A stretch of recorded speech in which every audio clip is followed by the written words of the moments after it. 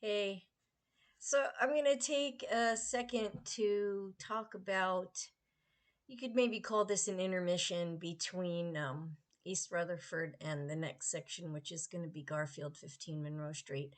I just wanted to state or restate my reasons for doing this.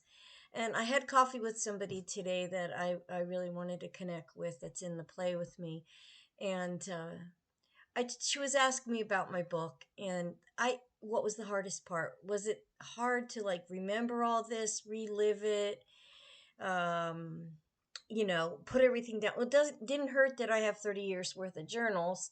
Not all of them are comprehensive. Some of them are more like this happened, that happened, this happened, and some of them are like 5 pages for one event.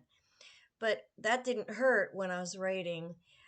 But the hardest part, and I had to stop and think, but I think for me, some of it, having to regurgitate, it's you have to relive a little bit. It's kind of like I tell everybody, it's like the Google Earth view of all the pieces. Before I got in recovery, everything was compartmentalized and sort of truncated, like mile markers, like, okay, this happened, and then a whole new thing happened. When I have to do the book, I had to like look at all of it, and it was like an oh my gosh moment, like wow, it's all in one piece. And so I took a class online on how to figure out the theme.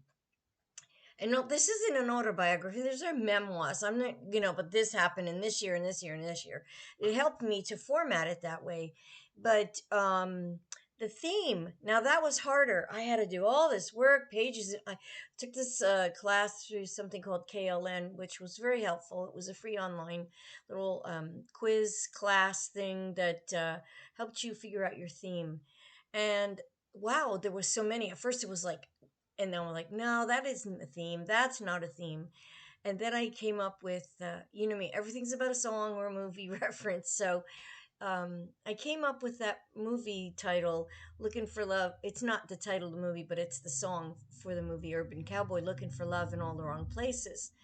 And then I boiled that down, and it wasn't just love. I just happened to be in all the wrong places. Not all the time, but a lot of the time. And my mile markers are marked by events that happened because I was in the wrong place. And so I think that's the theme.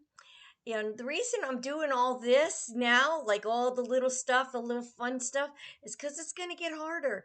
And I'm actually taking a deep breath and calling this an intermission because now I have to, you know, talk about the stuff that happened on Monroe Street. And there's a lot because we were lived on 15 Monroe Street from third grade till eighth grade till half of like 3 or 4 months into my freshman high school year.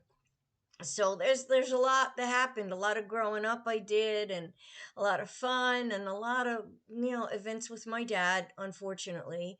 And so I have to put all that together, and even the theme through there was in the wrong places.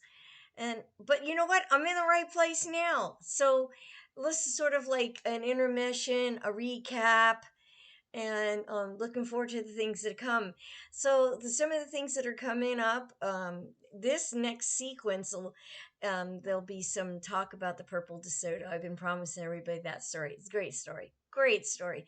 Anyway, and my dad's restaurant in Teaneck, and there's just a lot of good stories coming. There's a lot of sad stories coming too, but I'm trying to make this comprehensive so that you see my personality. And then when the book comes out, you'll be able to reference some of these videos and go, holy crap.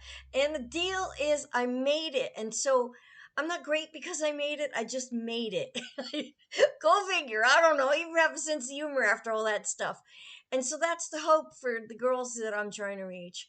I'm working with a few women now. I'm sponsoring them through the 12 steps. And they're all three different. All three have different stories, and, not for me to divulge here.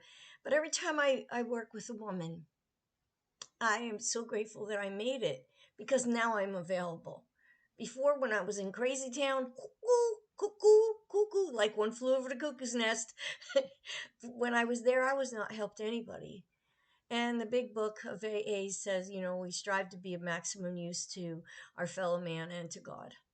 And so I get to do that now. And so I'm telling all this, kind of setting the stage, planting the seeds.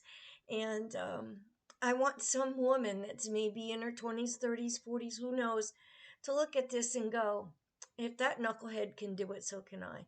And I'm not really a knucklehead now, but my heart, I like to act funny and call myself a goofball.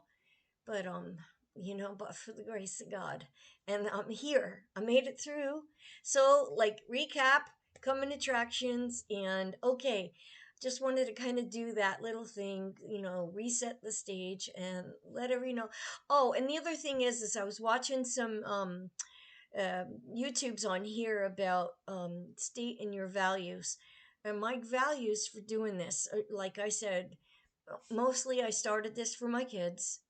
I just felt like since we're not close, that this might be meaningful to them in the future when they're more mature and they can hear the whole thing. Right now, the door is closed. So, this is sort of a way to save all that. But then after that, I found out that this touches other people too. So, I think that my value is to just tell it, to be as transparent as I can about the really fun stuff and the hard stuff that I had to go through to get here to be this goofy, happy person who is able to sponsor other women. And I think the thing I would like to do after this is done is start another YouTube channel called Step 9 Studios. And that would be for other women's Step 9 stuff, like the where they're apologizing and making amends um, to people that may not be ready to receive their amends. Like right now, my kids are not ready. They're not ready to hear it. And grief over that, yeah, but work through it. And this is sort of my healing. It's healing me in some day knowing that maybe they'll watch it. So those are my values. Um, let's see. And my mission, like I said, maybe I'll start a channel. My mission is for those women, maybe women in the prison system, women coming out of domestic violence, women who don't have custody of their kids, and the kids too, of course. And I'm going to be making videos for my angels. And maybe my enemies will even get some good out of this. Who knows? All right, intermission is over and we're back to work.